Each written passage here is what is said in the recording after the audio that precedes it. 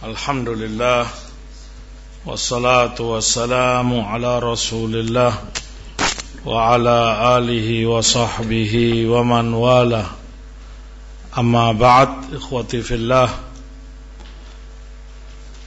rahimani wa rahimakumullah. Melanjutkan kajian kita tafsir Quranil Azim, masih melanjutkan ayat wa ta'amul ladzina utul kitab hillul lakum, dan makanan ahlul kitab halal bagi kalian. Ahlul kitab ma'ruf adalah Yahud dan Nasara, sehingga dengan ini ulama ijma' sepakat bahwasanya Majusi tidak termasuk di dalam ayat, maka sesembelihan mereka tidak boleh dimakan. Wal muhsanatu minal ladzina utul kitab juga tidak termasuk di dalamnya Majus, sehingga wanita Majusi juga tidak boleh dinikahi seorang muslim. Demikian karena mereka bukan dari ahlul kitab.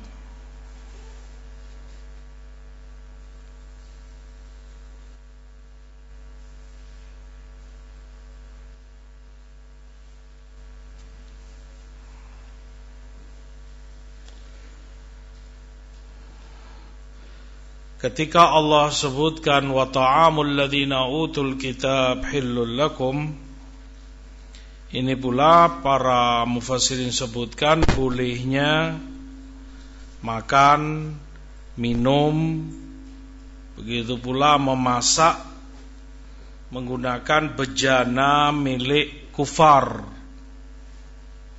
Bejana milik kufar, selama itu bukan emas atau perak atau kulit babi.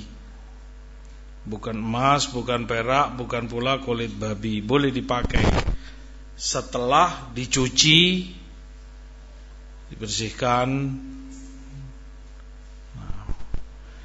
Dikarenakan mereka tidaklah menjaga yang najis, bahkan yang bangkai pun mereka makan.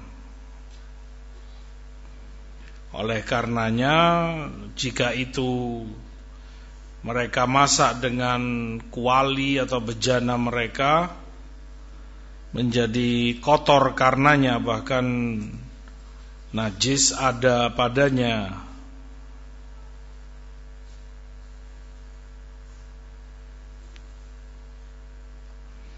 Makanya al-wara' menuntut untuk seorang mukmin tidak menggunakan peralatan masak mereka.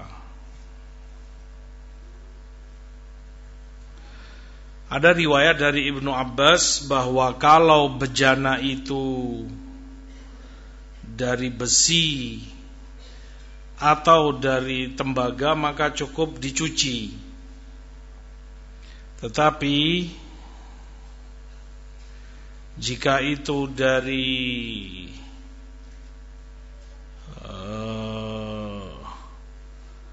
bebatuan, dari marmer, keramik atau semisalnya, maka itu dipanaskan terlebih dahulu, kemudian dicuci.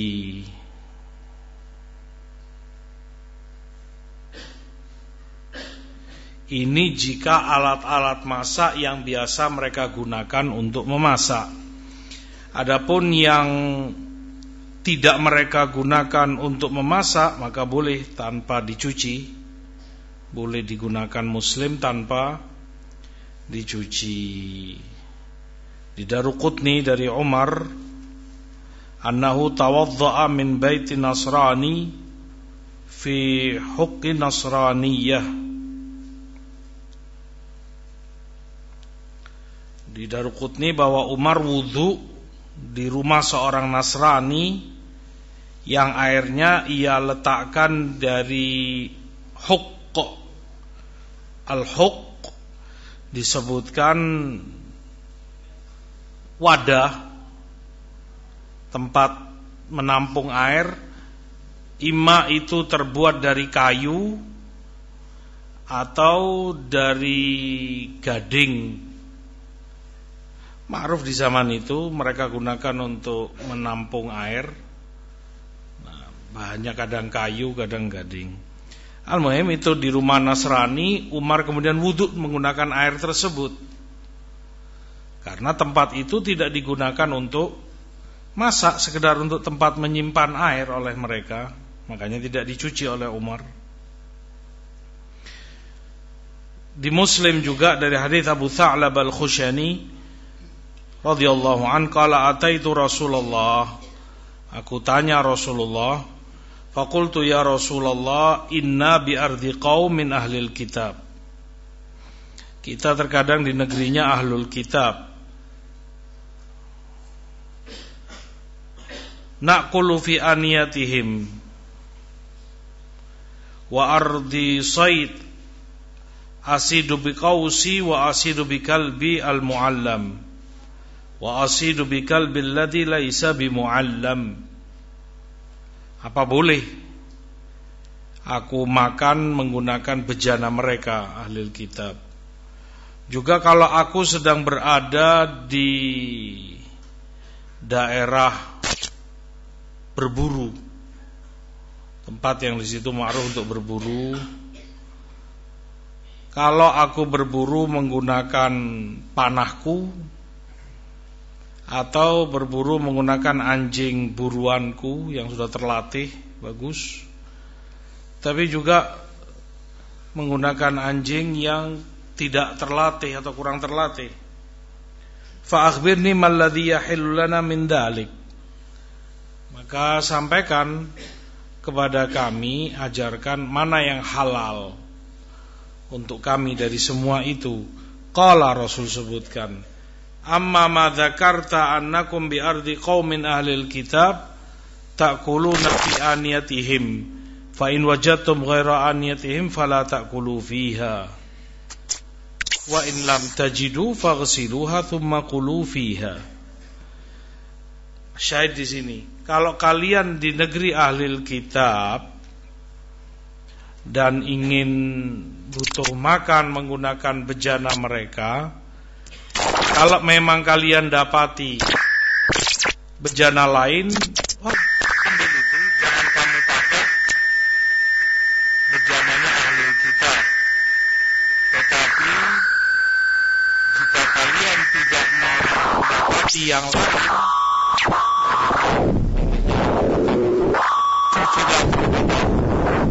makan menggunakan bejana tersebut. Nah, wa ta'amukum hillul lahum. Kemudian Allah sebutkan makanan kalian pun halal buat mereka. Kalian halal buat mereka.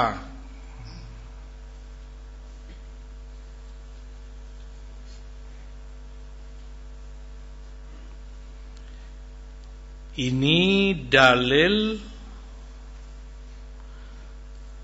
yang digunakan oleh para fuqaha rahimahumullah, yang menunjukkan bahwa hatal kufar mukhatabun bitafasil syariah.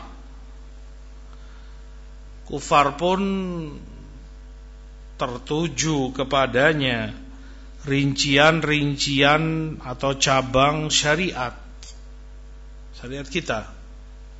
Artinya, ketika Allah mengharamkan zina, khamr, riba, ini itu bukan hanya mukmin, kufar pun masuk di situ. Sehingga dia yang kafir dan dia berzina, maka tercatat dosa zina baginya. Selain dosa kekufurannya, dia kafir dan dia riba, dia tercatat baginya dosa riba. Dia kafir, dia minum khamr tercatat baginya, dia tidak sholat tercatat baginya dosa meninggalkan sholat, dia tidak zakat, tidak puasa, dan seterusnya. Salah satu dari mereka ini, bahwa ini cabang atau rincian syariat. Wa ta'amukum hillul lahum, ahlil kitab, bahwa makanan kalian wahai mukminin halal bagi mereka, dihalalkan oleh Allah. Makanan muslimin untuk dimakan ahlil kitab. Ini jika mereka beli atau menerima hadiah daging sesembelihan muslimin, halal bagi mereka, boleh mereka makan. Di Idul Adha misalnya muslimin pada menyembelih, lalu dia bagikan ke tetangganya kafir, ada Nasrani, ada Yahudi, halal baginya untuk dia makan. Atau kalau itu jual beli konteksnya, ini si Nasrani beli sate kambing atau daging kambing di pasar, maka hasil jual beli tersebut juga halal bagi si muslim. Dia menerima uang dari jual beli tersebut halal. Ketika ahlul kitab membeli sesembelihan mukminin. Wal muhsanatu minal mu'minat wal muhsanatu minal ladzina utul kitaba min qablikum. Begitu pula dihalalkan wanita-wanita muhsanat dari mukminat, juga wanita-wanita muhsanat dari ahlul kitab, dihalalkan oleh Allah. Idza ataitumuhunna ujurahunna, jika kalian telah memberikan mahar mereka kepada mereka, muhsinin ghaira musafihin wala muttakhidhi akhdan, demikian dengan nikah ihsan, bukan dengan zina, karena as-sifah diddun nikah. Musafihin itu zina, waliyadzubillah. Artinya dengan cara pernikahan yang syar'i resmi dinikahi, baik itu muhsanah dari mukminat ataupun muhsanah dari ahlil kitab min qablikum.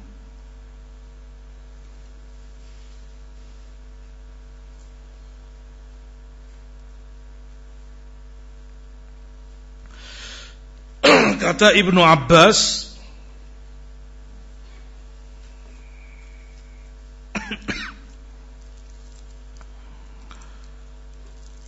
muhsanat minal ladzina utul kitab, muhsanat, wanita muhsanat dari ahlul kitab itu kalau dari ahlul ahad, ini orang kafir yang terikat perjanjian dengan muslimin.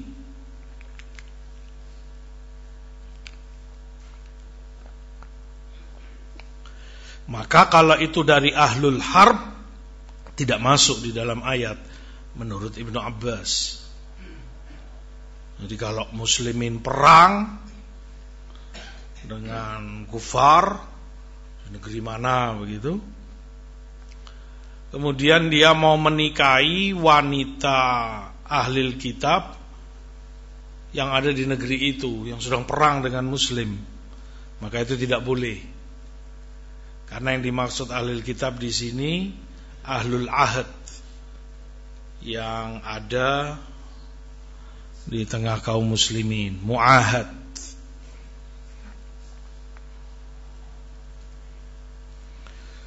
Namun selain Ibnu Abbas, banyak mufassirin menyebutkan boleh, karena ayat tidak menyebutkan rincian. Allah hanya sebutkan wal muhsanat minal ladzina utul kitab min qablikum, muhsanat dari ahlul kitab yang sebelum kalian. Muhsanat yang mana? Hal hiya min ahlil harb, hal hiya min ahlil ahad, min ahlil zimmah, Allah enggak sebutkan, maka itu umum. Baik itu ahli zimmah, zimmiyah ataupun harbiyah, dari kufar ahli harb. Selama dia ahli kitab, wanitanya halal bagi muslim. Muhsanat yang dikehendaki, kata Ibnu Abbas, al-afifat al-aqilat, wanita yang menjaga iffahnya, kehormatannya, aqilat, berakal, ngerti ini jelek, dia hindari, ini baik. Nah, walaupun dia ahli kitab tapi menjaga, nggak mau menghinakan dirinya, merusak kehormatannya, kumpul ini tidur sama laki lain, lah, dia jaga kehormatannya. Walaupun dia kafirah, Nasraniyah, Yahudiyah, tapi dia jaga. Ini yang diperbolehkan oleh Allah untuk dinikahi muslim. Afifah, aqilah, kata Ibnu Abbas. Iffah ada padanya, dan juga al-aql. Nah, ini orang yang berakal, ngerti. Atau kata Sya'bi, yang menjaga farjinya, dalam artian dia nggak mau berzina. Ya, mirip afifah, dia jaga kehormatan dan nama baiknya. Nah, atau juga kata Sya'bi termasuk muhsanat yang mandi janabat, artinya dia jaga kesuciannya dengan mandi janabat jika dia terkena janabat, jika dia junub.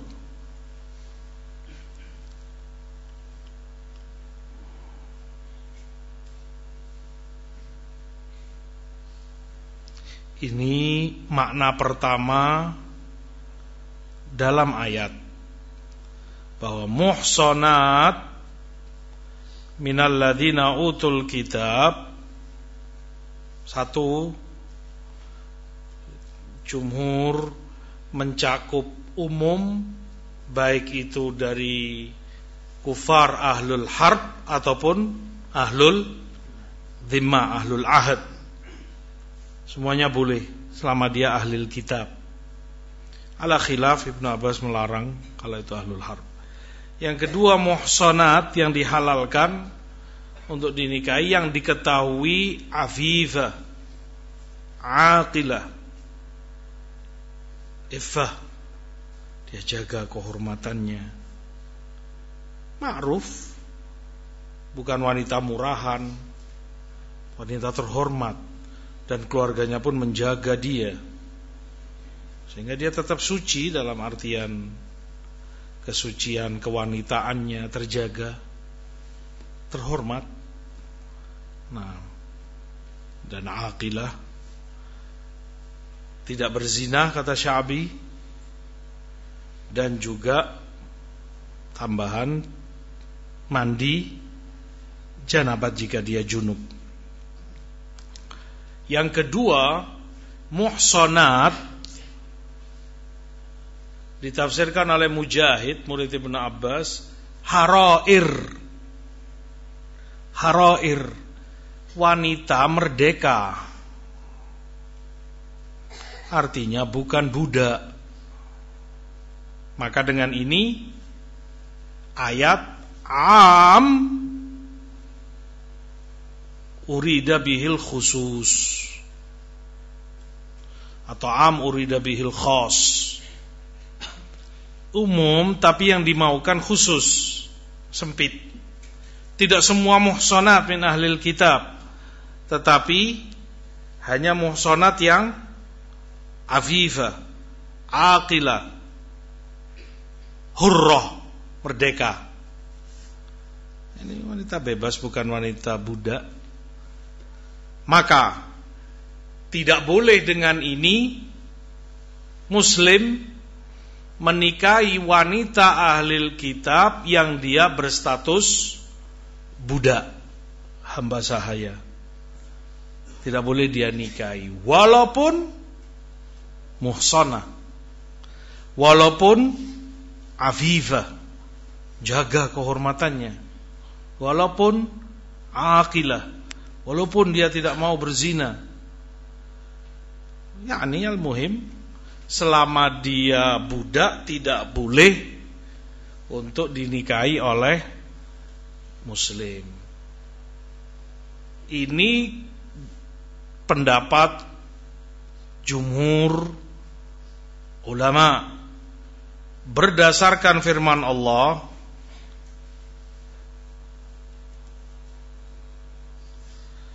famimma malakat aymanukum min fatayatikumul mu'minat. Boleh kalian nikah atau budak-budak yang kalian miliki, yang kalian nikahi. Fatayat itu budak wanita yang kalian nikahi, tetapi Allah sebutkan mukminat. Fatayatikumul mu'minat, yang beriman, yang boleh dinikahi. Makanya jika dia budak dan kafirah, Nasraniyah, Yahudiyah, maka tidak boleh dinikahi berdasarkan ayat ini.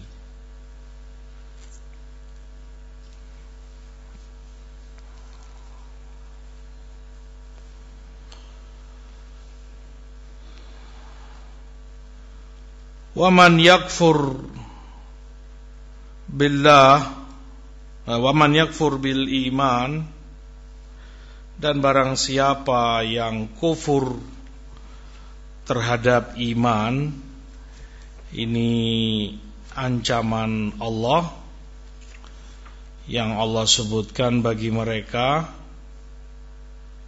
yang kufur dari iman. Atau sebelum itu, ketika Allah sebutkan muhsanat minal ladzina utul kitaba min qablikum,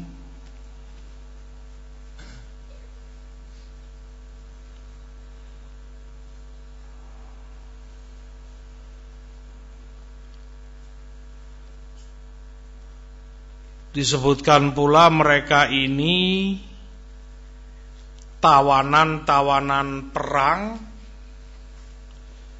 yang di tangan kaum muslimin.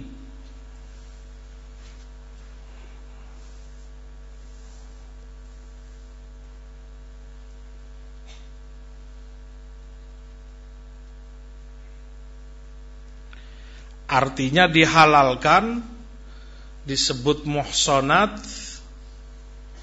walaupun dia itu bersuami. Muhsanah sudah menikah, bahkan kalaupun dia punya suami, tetapi ketika itu ditawan, jadi tawanan muslimin, maka itu halal bagi muslim. Makanya kata Imam Syafi'i rahimahullah, as-siba yaqta'ul ismah, penawanan itu memutus ismah. Ismah itu maksum. Maksum yang dimaksud perempuan yang bersuami, tahtal ismah, dia ini istri orang. Tetapi karena dia ditawan, dia kafirah, Nasraniyah ke Yahudiyah, ditawan oleh muslimin, maka penawanan ini, dia jadi tawanan, itu merusak atau memutus ismah suaminya, sehingga tidak dikatakan haram, gak boleh disentuh, ini perempuan punya suami. La, Islam menghalalkan. Demikian Imam Syafi'i katakan, karena dia sabaya, termasuk dari tawanan muslimin, walaupun dia muhsanat.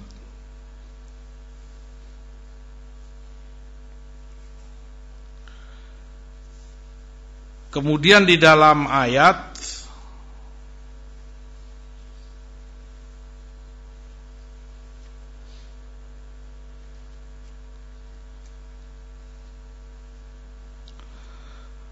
Allah sebutkan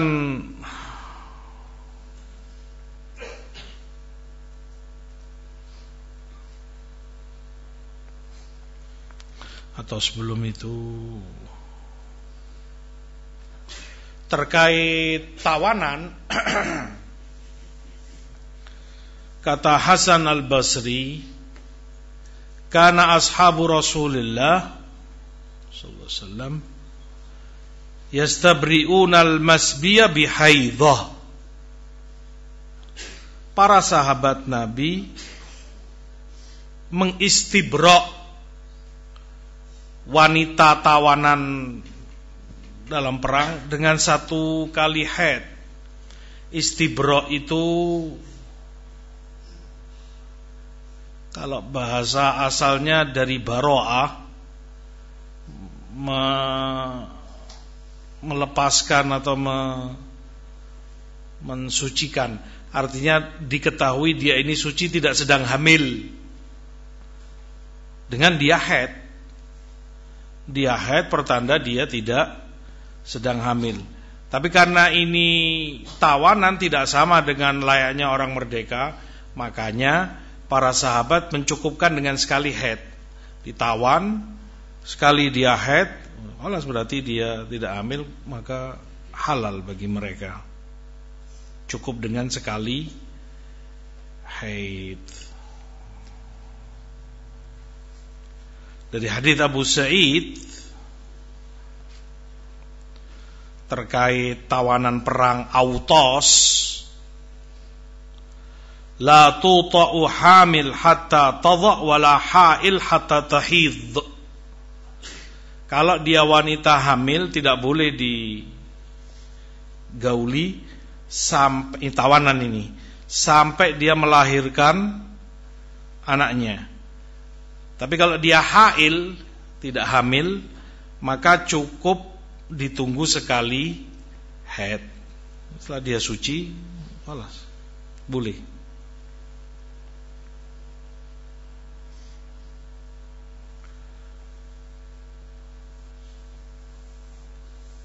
Di dalam perkara ini demikian Allah menghalalkan bagi mukminin al-muhsanat jika ingin menikahi mereka dari ahlul kitab. Kita sebutkan tadi terkait tentang permasalahan tawanan, terkait arti dari ihsan, muhsanah, dhawatul azwaj, yang bersuami. Artinya selain dia menjaga kehormatannya tadi, kalau itu pada tawanan dalam peperangan, Allah halalkan walaupun dia memiliki suami, karena penawanan dia memutus ismah. Wa man yakfur bil iman, dan yang mengkufuri iman,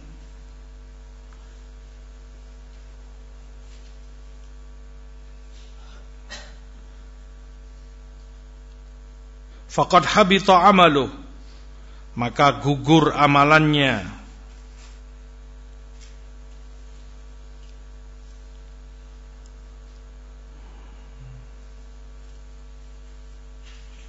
Disebutkan demikian oleh Allah karena ketika ayat sebelumnya Allah menyebutkan wanita-wanita ahli kitab yang berakal tadi, yang terhormat, tidak berzina, dihalalkan untuk dinikahi. Mereka berkata, Kalau agama kita tidak diridhoi Allah, nggak mungkin Allah menghalalkan kepada muslim untuk menikahi kita. Berarti agama kita ini diridhoi oleh Allah. Makanya dihalalkan menikahi kita, wanita-wanita Nasrani. Begitu pula si Yahudi mengatakan berarti agama Yahud diridhoi oleh Allah, makanya dihalalkan muslim menikahi kita. Makanya Allah pertegas, wa man yakfur bil iman faqad habita amalu. Itu hukum bagi muslim, na'am, halal menikahi kalian. Tetapi kalian ketika mengkufuri iman, mengkufuri Allah, mengkufuri Rasulullah SAW, tidak beriman kepada Rasul, tidak beriman kepada Islam, gugur amalan kalian, kalian tetap kufar. Gugur amalan kalian. Agar tidak difahami bahwa agama mereka ini ditolilir, agama mereka ini dihormati, diridhoi oleh Allah, hasya wa kalla. Sekali-kali tidak. Allah murka terhadap agama mereka. Tetapi ayat sedang membicarakan hukum bagi seorang muslim. Bagaimana ketika dia hendak menikahi wanita ahlul kitab.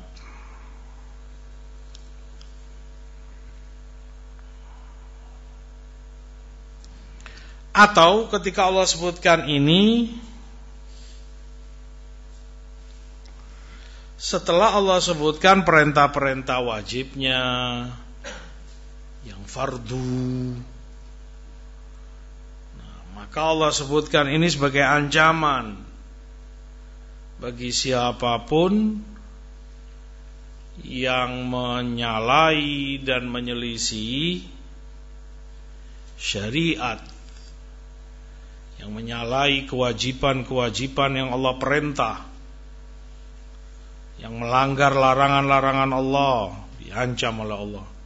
Yang kufur terhadap iman, maka gugur amal perbuatannya.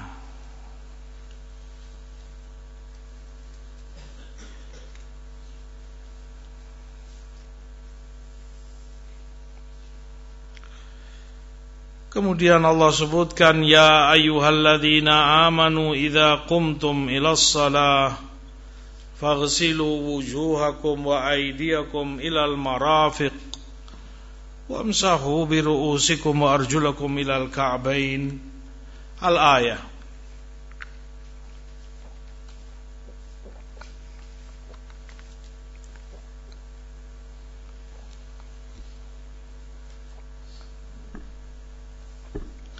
Ayat menyebutkan tentang wudu dan juga tayamum. Karena di ayat Allah sebutkan, wa in kuntum marda aw ala safarin aw jaa ahadum minkum minal gha'it aw lamastumun nisa falam tajidu ma'an fatayammamu sa'idan thayyiba. Jika kamu sakit atau safar, atau kalian dari buang air besar, atau kalian jima dan tidak mendapati air, maka tayamumlah, dan seterusnya. Maka disebutkan oleh Ibnu Atiyah bahwa ayat ini turun terkait kisah Aisyah radhiyallahu anha ummul mukminin ketika kehilangan kalungnya di peperangan Muraisi, Ghazwatul Muraisi.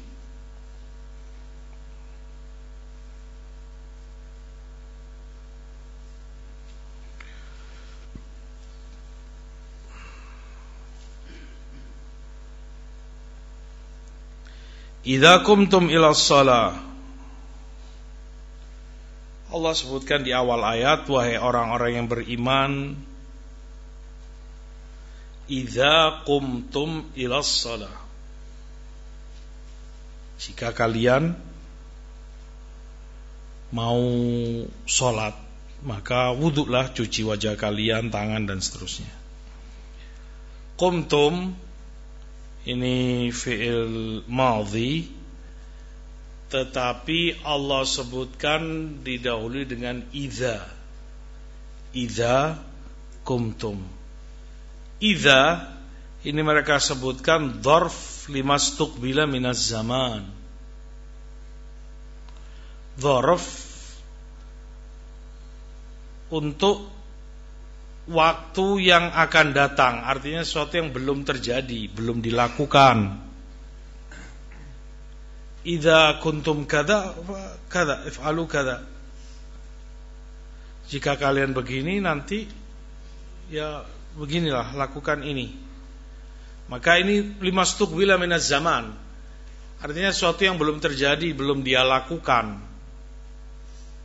Agar tidak difahami misalnya perintah ini fi'il madhi, kumtum berarti disuruh wudu setelah selesai sholat. Kumtum fi'il madhi, past tense fi'il madhi. Bukan. Karena Allah katakan idza, jika mau sholat.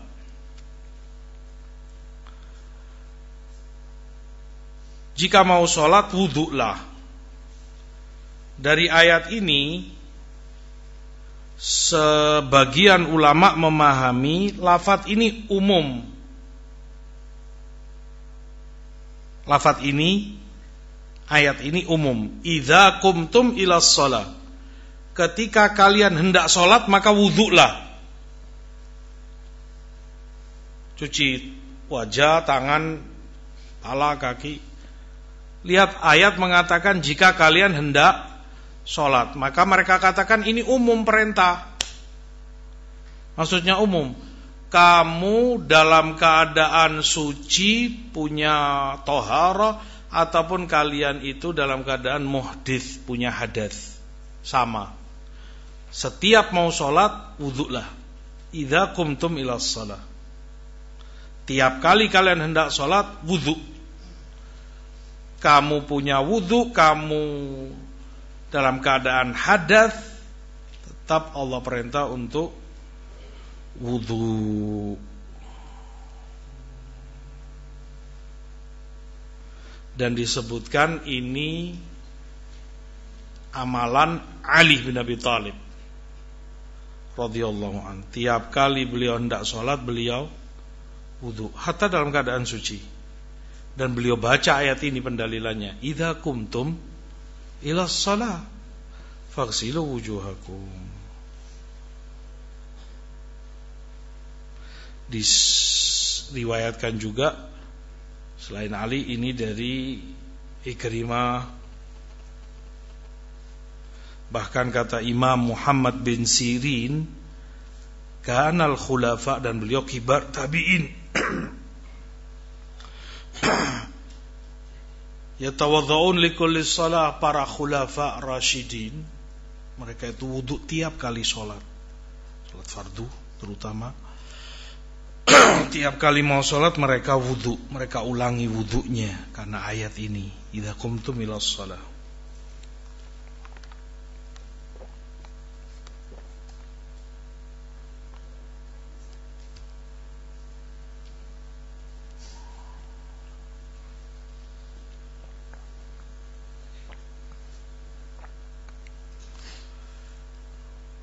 Sebagian yang lain dari ulama menyebutkan ayat ini umum betul. Idza qumtum ilas shalah faghsilu.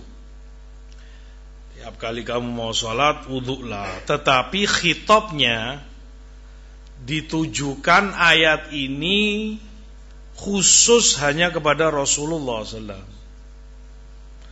Yang harus wudu setiap kali mau salat, ini hanya Rasulullah sendiri SAW.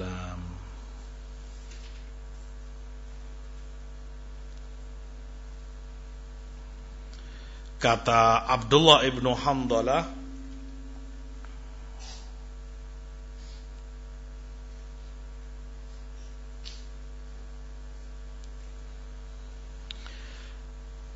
innan nabiyya umira bil wudu' inda kulli shalah. Awalnya demikian, Rasul diperintah wudu setiap sholat. Fasyaqqa dzalika alaih, maka itu berat bagi beliau. Fa umira bisiwak wa rufi'a anhul wudu illa min hadath, maka diangkat perintah wajib ini dari beliau. Beliau hanya diperintah bersiwak tiap kali sholat. Wudu sudah tidak diwajibkan setiap sholat, kecuali kalau hadas. Nah,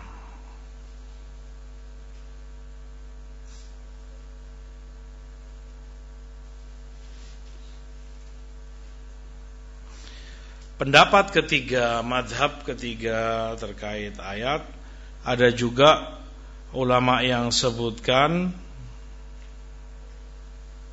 yang dimaukan ayat wudu pada setiap kali sholat untuk mencari fadilah, pahala,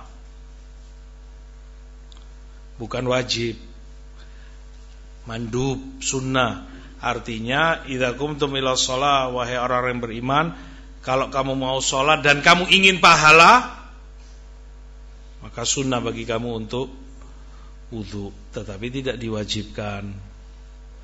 Demikian perintah ini, faghsilu, perintah asalnya wajib, cuci wajah kalian. Ini diartikan oleh mereka sebagai perintah sunnah, tidak sampai perintah wajib. Diriwayatkan pula ini dari beberapa sahabat, seperti Abdullah ibni Umar radhiyallahu ta'ala anhuma. Beliau wudu tiap kali sholat untuk mendapat fadilahnya, pahalanya. Dan beliau fahami perintah dalam ayat itu mandub, perintah sunnah, tidak wajib. Nah,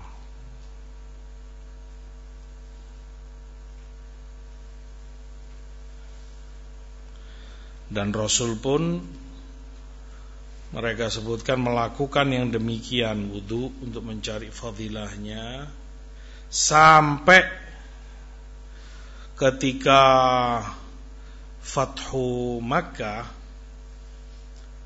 Ketika Fathu Makkah, Rasulullah SAW sholat 5 waktu dengan 1 wudu. Sholat 5 waktu, subuh, zuhur, asar, maghrib, isya, dengan sekali wudu tok, tidak diulang. Menunjukkan bahwa perintah ini memang sudah tidak wajib. Nah, sunnah atau fadilah jika ingin dilakukan.